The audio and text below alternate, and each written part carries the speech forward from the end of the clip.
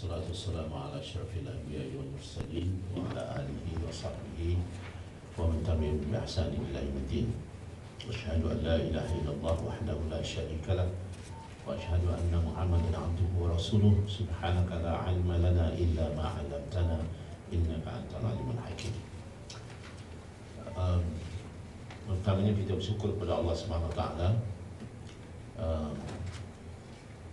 untuk mempertemukan kita pada hari ini dalam program yang telah kita atur, yang dipanggil Wacana Kesarjanaan Kesatuan Ummah ataupun Intellectual Discourse on Ummah Unity. Saya mengucapkan selamat datang dan terima kasih kepada semua yang sudi menerima jemputan. Sebagai permulaan, mari sama-sama kita mengambil keberkatan daripada majlis ini dengan memulakan dengan qiraatul Quran yang akan dibaca oleh saudara Aminuruddin. Dan itu saya persilakan untuk ke hadapan. Astagfirullahaladzim. Terima kasih saudara Aminuruddin.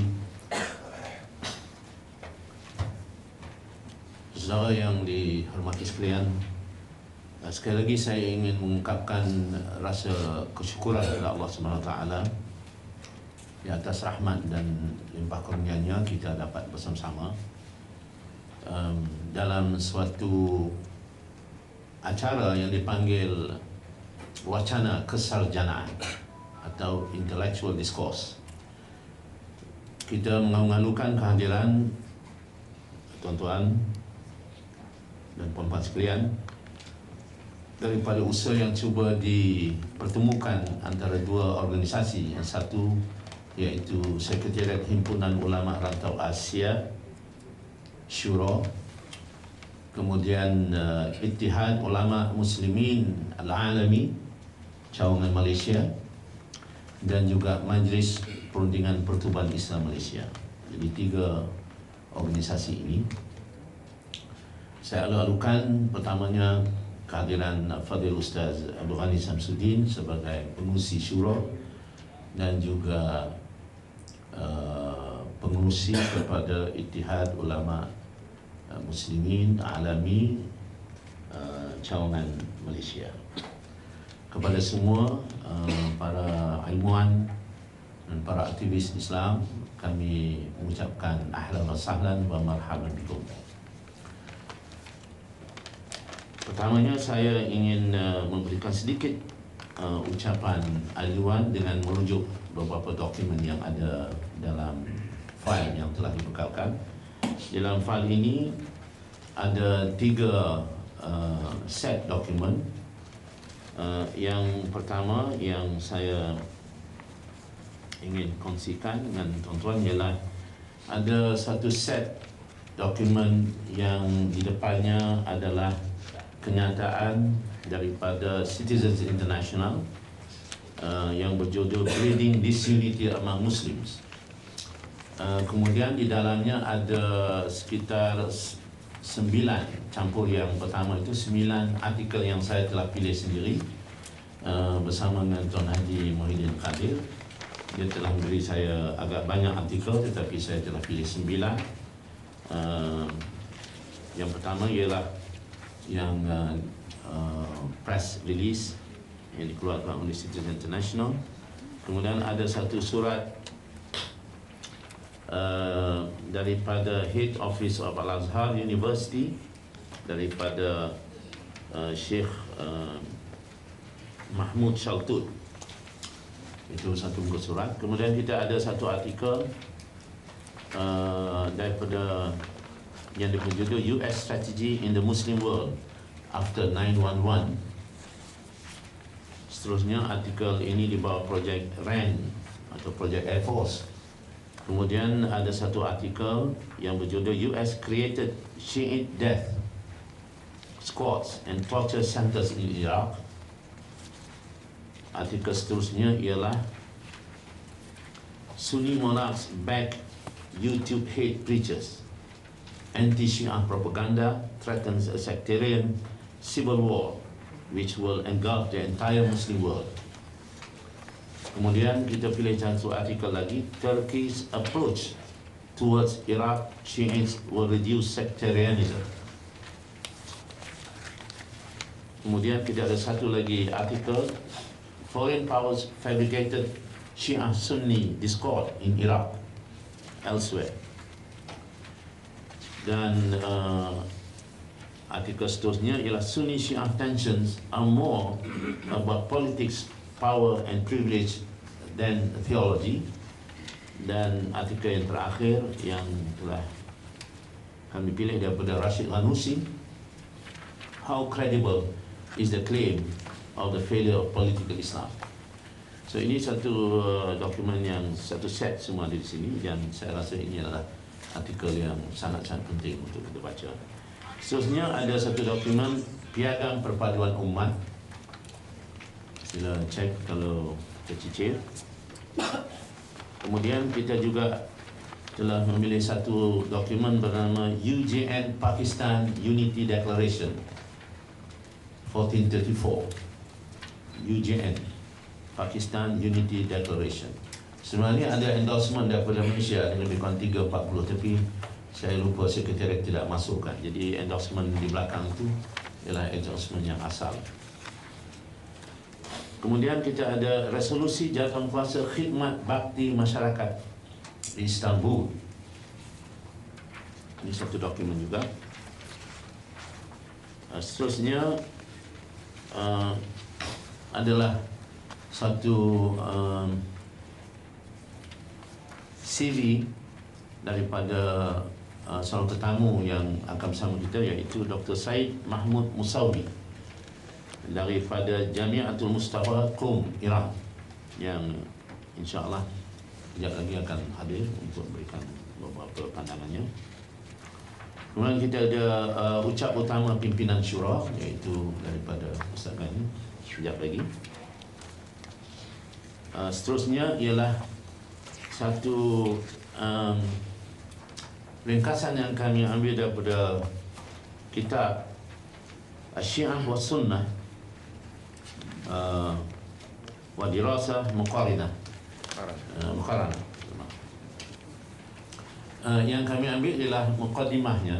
Kitabnya ada di sini, dan ini akan dikupas oleh Ustaz Ahmad Awang dan juga Dr. Kamil Majid yang sudah pun ada, dan kami cuma mengambil bahagian muqaddimahnya dan juga tausiat dan juga kandungan kitab ini. Dia punya kandungannya, sebab kami tak mampu untuk nak bagi saudara semua kitab ni. Siapa yang tak, dia dari bahasa Arab, terpaksalah kena photostat sendiri. Cuma kami bagi kepada Ustaz Majid dan Ustaz Mawang untuk, kerana mereka akan mengupas kitab ini.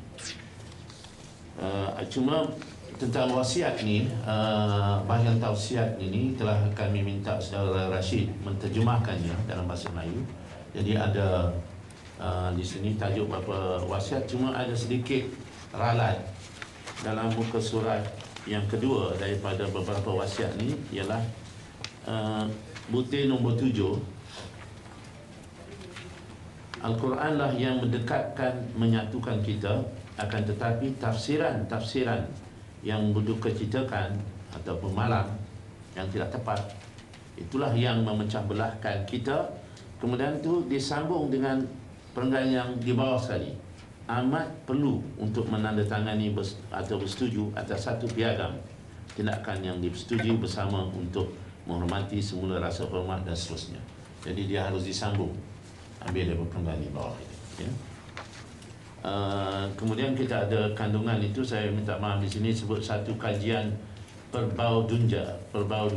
Ini tak ada dalam Melayu, tak ada Jawa, saya tak tahu, Bugis mungkin, tapi sebenarnya satu kajian perbandingan, agaknya mistik dalam mana. Baik.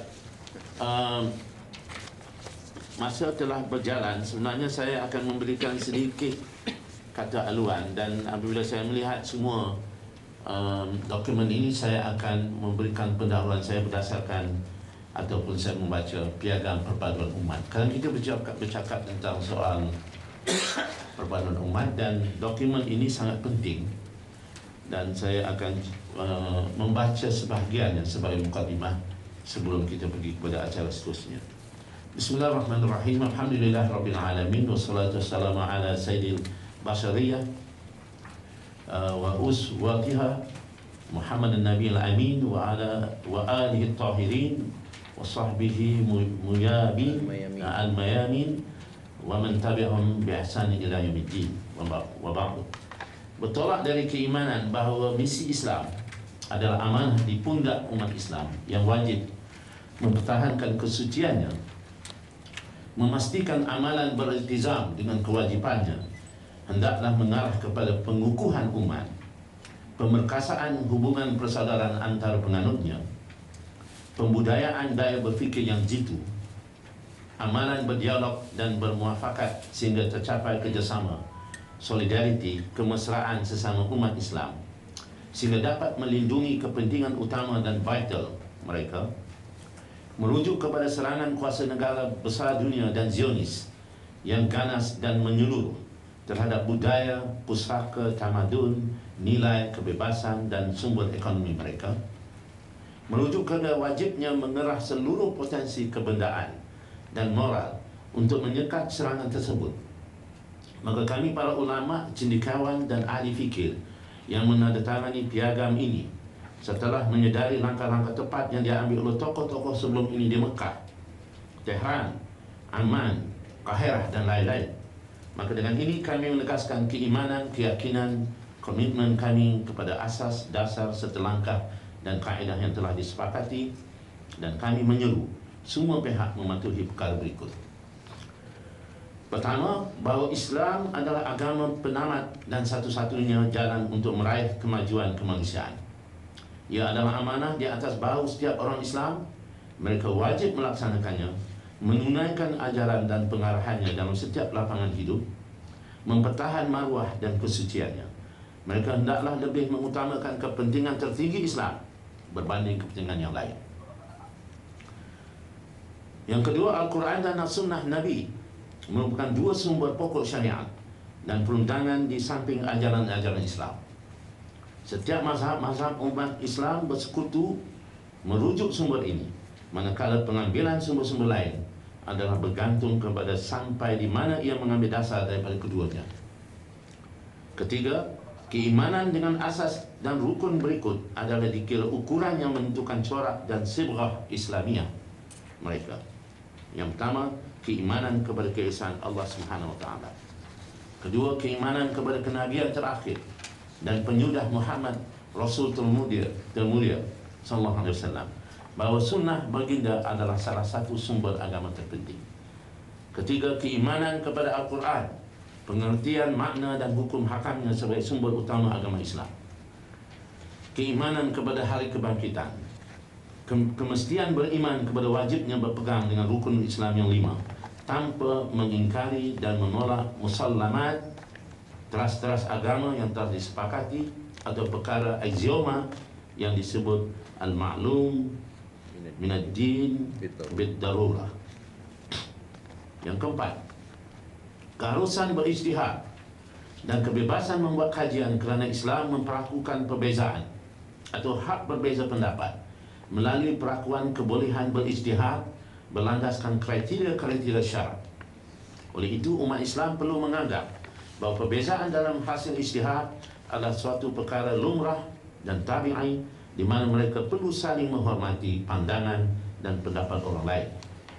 Kelima, bahawa perpaduan umat dan melindungi kepentingan umum mereka adalah suatu kewajipan agama. Kemestian survival umat, bahawa prinsip persaudaraan Islam adalah asas pergaulan, kerjasama dan solidariti di kalangan sesama umat Islam. Yang keenam, oleh itu para alim ulama dan ahli fikir Islam hendaklah berusaha menjadikan realiti hidup masyarakat Islam kini lebih menepati gambaran yang dilakarkan oleh Al-Quran Karim dan bayangan yang direalisasi oleh Rasulullah SAW, yaitu dari sudut persaudaraan seagama, bekerjasama dalam hal kebajikan dan takwa, bersepadu menentang segala cabaran, saling mengingatkan agar mengikuti kebenaran, bersabar dan menghindari perpecahan, sengketa dan segala yang melemahkan dan menggagalkan hasrat mencapai cita-cita luhur umat. Para pengikut mazhab hendaklah menekuni dan meneladani contoh dan pola pelakuan yang dipamerkan oleh para imam dan pemuka mazhab Islam dalam pergaulan sesama sendiri. Meluaskan lagi ruang pergaulan antara pengikut berbagai mazhab umat Islam hari ini. Meluas dan melebarkan lagi ruang solidariti yang ada pada hari ini di antara pengikut mazhab Islam agar merangkum setiap kalangan umat Islam dan pengikut mazhab Islam. Di samping umat Islam seluruhnya hendaklah bersedia menerima segala bentuk perbezaan hasil dari praktik ijtihad yang menepati kriteria mazhab yang telah diperakui oleh para leluhur mereka. Memperkasa, mendalamkan kajian dan merealisasi at-taqarrub, pendekatan antara para pengikut mazhab Islam untuk memperkenalkan hakikat aliran masing-masing satu sama lain melalui pemerataan semangat saling memesrai, persaudaraan seagama atas dasar prinsip-prinsip Islam yang tuntas yang telah sama-sama diterima. Ruang lingkup takrib antara pengikut mazhab umat Islam merangkum seluruh ruang kehidupan mereka seperti akidah, fiqh, akhlak, budaya dan sejarah. Untuk merealisasikan takrib dan perpaduan mestilah di samping perancangan yang telah disebutkan, hendaklah dipastikan agar ditepati langkah-langkah umum berikut. Yang pertama, perlunya kerjasama sepenuhnya dalam hubungan sumber-sumber utama yang disepakati umat Islam mengenai kepentingannya. Yang kedua, menggembeling seluruh tenaga dan keupayaan umat, baik moral maupun spiritual, untuk mendaulatkan kalimah atau ajaran Allah, menerapkan ajaran Islam sebagai manhaj yang paling unggul yang untuk meraih kesentosaan manusia sejagat. Yang ketiga, kemestian mengambil pendirian dan sikap yang kompak dan bersepadu untuk menghadapi tipu daya musuh-musuh Islam, khasnya mengenai krisis yang sangat diambil berat oleh umat Islam seperti Palestin, Afghanistan, Iraq dan lain-lain. Yang keempat, perlunya dihindari perbuatan mengkafirkan, menuduh fasik atau memaki dan menghina sesama umat Islam kerana perbezaan mazhab. Justru kita semua adalah umat Islam, muslimin, mukminin, meyakini kebolehan dan keabsahan ijtihad dalam batas-batas sumber-sumber Islam. Oleh itu perlulah diterima segala hasil yang terbit dari pelakuan dasar berkenaan, meskipun sesuatu itu salah menurut pengamatan ijtihad kita. Sebab itu perbezaan pendapat sesama kita perlu dialih dari peringkat kufur dan iman ke peringkat salah dan betul sahaja. Juga tidaklah sesiapa berhak mengkafirkan seseorang kerana lawazim hadis atau pendapatnya yang pada pendapat kita membawa kepada penafian asas agama, padahal ia tidak terikat dengan lawazim tersebut.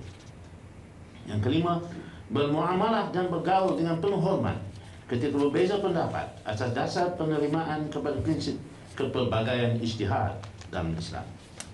Yang keenam, oleh kerana Islam menganjurkan para pengikutnya agar bergaul dan bijaksana dan mau'izah hasanah, serta tidak melakukan tindakan provokasi yang mengeruhkan hubungan dengan pengikut agama lain, malah menyuruh umat Islam agar tidak mencaci keyakinan batil mereka, maka sudah tentulah Islam lebih menekankan sikap berkenaan dalam hubungan umat Islam sesama sendiri dengan tidak umpamanya menyakiti keyakinan pengikut mazhab-mazhab Islam yang lain, di samping menghargai dan menghormati keluarga Rasulullah sallallahu alaihi wasallam dan para sahabat baginda yang mulia radhiyallahu anhum ajmain. Yang ketujuh, tidaklah wajar dan sepatutnya mana-mana institusi atau badan berkanun agama dan mana-mana kerajaan memaksa orang ramai mengikut mazhab tertentu saja dengan mengeksploitasi keperluan dan kemiskinan mereka. Sebaliknya, perlu dihormati segenap mazhab Islam muktabar yang memperakui dasar-dasar yang telah disebutkan terdahulu, di samping memberikan kepada mereka hak-hak kerakyatan mereka. Yang ke-8, berkaitan dengan persoalan khusus dan berkala personal, maka para pengikut mazhab-mazhab berkenaan tertakluk kepada hukum hakam yang sejajar dengan hukum hakam mazhabnya. Adapun perkara yang berkaitan dengan general order atau hukum am, maka penyelesaiannya mestilah menurut pengertian teks hukum yang berkuasa di negara masing-masing. Yang kesembilan, Al-Quran menyuruh umat Islam agar mengamalkan dasar muafakat dan dialog yang rasional antara satu sama lain, jauh dari sikap heboh membesarkan yang kecil dan menimbulkan kekecewaan, untuk menegakkan benang basah demi untuk meraih dan mencapai kepada kebenaran. Sebab itu, umat Islam wajib menyelesaikan pertikaian mereka melalui persepakatan dan dialog yang sehat, menjaga tata susila dan akhlak berbeza pendapat, di samping mengambil langkah-langkah praktikal untuk meleraikannya, iaitu melalui pembentukan jawatankuasa khas sendiri dari kalangan ulama yang berbagai mazhab untuk menyelesaikan perbezaan dan pertikaian mereka, di samping prihatin secara amali melaksanakan tuntutan takrib dan mengamalkan nilai dan semangat takrib dalam kehidupan mereka sehari-hari. Yang ke-10, memulangkan urusan membuat ketentuan sikap dalam aspek-aspek sejarah, akidah, fiqh syariah yang dipertikaikan kepada para alim ulama yang berkepakaran dengan semangat persaudaraan, objektif semata-mata kerana mencari kebenaran. Sebab itu wajarlah dibentuk dan dibangunkan pusat kajian dan dialog akidah, fiqh dan sejarah. Yang ke-11, mengajar dan mendidik mahasiswa di pusat-pusat pengajian universiti dan hauzah ilmu tentang fiqh perpaduan Islam, adab berbeza pendapat, kaedah dialog dan debat, mendalami bentuk-bentuk kepelbagaian dalam ilmu fiqh, ilmu kalam, tafsir, periwayatan hadis, perbandingan dalam suasana dan semangat saling menghargai tanpa merendah, mencemuh pendapat lain yang berbeza dengannya. Yang ke-12, menghidupkan semula aliran pendidikan yang beriltizam dengan Quran dan Sunnah untuk mengekang dan meredakan kecenderungan emosi egoistik yang melampau demi menggalakkan sikap gurur dan terbawa-bawa dengan pola perlakuan rendah yang memandang remeh kepada pola perlakuan luhur seperti yang disarankan oleh prinsip Islam. Yang ke-13, ulama pengikut mazhab perlu prihatin menyebarkan pendirian moderat dan wasati melalui pelbagai pendekatan amali dalam pertemuan mereka, forum keilmuan ikhtisas, persidangan besar dan terbuka, dengan memanfaatkan institusi yang memihak dan menerima pakai manhaj takrib demi menjernihkan pandangan terhadap mazhab-mazhab lain, sama ada berkaitan akidah, fiqh maupun pendidikan, atas anggapan ianya sebagai hasil silibus yang pelbagai dalam mengamalkan Islam. Bahawa perbezaan sedemikian adalah perbezaan atas dasar kepelbagaian saling melengkapkan yang lain dan bukan untuk menentang dan mengecohi satu sama lain. Ini di samping perlunya dikembangkan pengetahuan mengenai takrib ini, ciri-ciri kelebihannya di samping mengambil berat tentang etika dan adabul ikhtilaf. Yang ke-14, bangkit dan tampil menangani. Ulama-ulama perlu bangkit dan tampil menangani, menentang mazhab-mazhab serta aliran pemikiran yang ekstremis atau melampau yang bercanggah dengan Quran dan hadis, baik melampau yang dipanggil ifrat maupun tafrid. Kedua-duanya tidak boleh diterima. Pendek kata, perlu diperhatikan kriteria-kriteria yang telah disebut sebelum ini untuk melindungi kelangsungan corak atau sibrah Islamiah itu sendiri. Yang ke-15, menegaskan bahawa bukan tanggungjawab sesuatu mazhab akidah, fiqh atau juga pendidikan kalau ada mana-mana perlakuan salah yang dilakukan oleh seorang perseorangan mengikut sesuatu mazhab itu, sama ada perbuatan membunuh, merogol, merosak, mentakfir, menyumpah maupun perbuatan yang lain. Para alim ulama dan pemimpin perlu bertindak menghalang pengeluaran bahan dan tulisan yang mendalam atau meruncingkan lagi perpecahan atau menyifatkan sebahagian muslimin lain sebagai kafir dan sesat. Begitu juga perlulah dihindari segenap kelakuan provokasi yang mencetus fitnah dan kebencian yang mengundang kepada perpecahan umat Islam. Dan tarikh yang ke-16, fatwa hendaklah hanya dikeluarkan oleh para alim ulama yang spesialis, pakar ilmu Quran, hadis, fiqh dan usul fiqh, berupaya untuk merumuskan hukum syariah dari sumber perdunya. Sumber perdunya, perdu ya. Orang Johor panggil perdu. Sumber asal. Sumber asal, perdu. Haji Muhyiddin dia tak tahu perdu. Orang Kedah dia reti nak sebut. Perdu lah. Maknanya dia benda perdu pokok. Mengetahui permasalahan secara lengkap, memahami keadaan orang ramai dan masa umat, suasana masa kini, di samping mengambil kira fiqh keutamaan, fiqhul awlawiyat dalam menanggapi masalah dan mengeluarkan fatwa dalam sesuatu perkara dan permasalahan. Jadi saya merasa lebih wajar untuk saya bermukadimah dengan membaca piagam ini, kerana sangat teratur dan memberi semangat kepada kehadiran kita hari ini. Saudara sekalian, jadual yang telah agak panjang, tapi saya tengok macam mana kalau boleh kita tengok sebahagiannya, kerana sangat baik. Ini sangat relevan dengan tajuk yang akan dihurai oleh Tuan Haji Muhyiddin Qadir, iaitu pengarah Universal Justice Network atau Citizens National, yang telah kita undang untuk melihat bagaimana US melakukan peranan untuk menghancurkan Iraq ketika mereka menggunakan perbezaan antara kaum muslimin di Iraq. Kita ada tetamu, iaitu Dr. Syed Mahmud Musawi. Seperti yang saya sebut, dia punya CV-nya ada, jadi tak perlu saya perkenalkan nanti, tuan-tuan lihat CV-nya. Kalau dia datang nanti, kita akan berikan ruang untuk beliau